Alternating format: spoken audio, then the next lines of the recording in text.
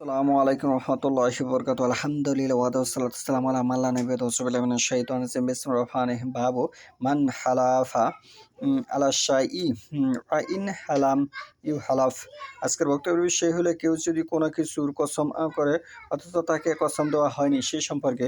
আমি যে হাদিসটি তেলাওয়াত করেছি সহিহ বুখারীর ৬ নম্বর খণ্ড পর্ব ৮৩ অধ্যায় ৬ হাদিস নম্বর ৬৬৫১ হাদিস নম্বর ৬৬৫১ عن ابن عمر رضي الله عنها أن رسول الله صلى الله عليه وسلم استطاع خاتما من ذهب وكان يلبسه فيسأل حساه في بطين كفيه فسأل الناس خواتيهما ثم إنه جلس على المنبر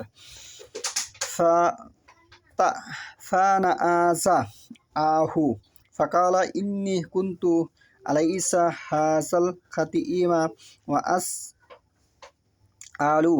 فساه من داخل فرمى به ثم قال والله لا ألبسه أبدا فنبذ الناس খাওয়াতিমাহুম। ইবনু উমর রাদিয়াল্লাহু হতে বর্ণিত। ইবনু উমর একজন বিশিষ্ট সাহাবী। রাসূলুল্লাহ সাল্লাল্লাহু আলাইহি ওয়াসাল্লাম একটি স্বর্ণের আংটি তৈরি করলেন। রাসূলুল্লাহ সাল্লাল্লাহু আলাইহি ওয়াসাল্লাম একটি স্বর্ণের আংটি তৈরি করলেন এবং তিনি সেটা ব্যবহার করতেন।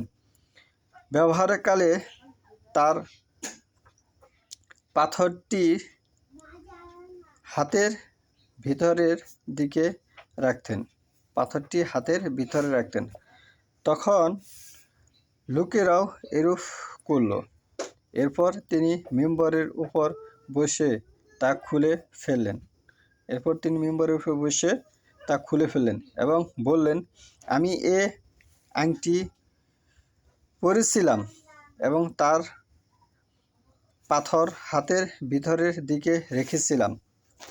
অতঃপর তিনি তা ছুঁড়ে ফেলে দিলেন আর বললেন, আল্লাহর কসম, আমি এ আংটি আর কোনোদিন ব্যবহার করব না।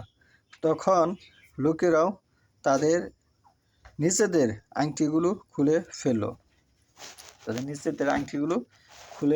ফেলল। এই হাদিস থেকে স্পষ্ট যে বিষয়টা বোঝা গেল, পুরুষদের স্বর্ণ ব্যবহার না করাই ভালো, বা পুরুষদের স্বর্ণের যে আংটি সেটি ব্যবহার না করাই ভালো, কারণ সেটি সে ব্যবহার করেছিল কিন্তু পরে সে সেটি খুলে ফেলে দিয়েছে এবং রাসূলুল্লাহ সাল্লাল্লাহু আলাইহি ওয়াসাল্লাম বলেছেন যে আমি আর কোনোদিন এই আংটি ব্যবহার করব না। কিন্তু বর্তমান প্রেক্ষাপটে অনেক মুসলমান সমাজ আছে, দেখা যায় যে অনেক খাতিরে তারা আংটি উপহার দিয়ে থাকে পুরুষদেরকে, যা এই হাদিসের পরিপন্থী। ৬৬৫১ নম্বর হাদিসের পরিপন্থী।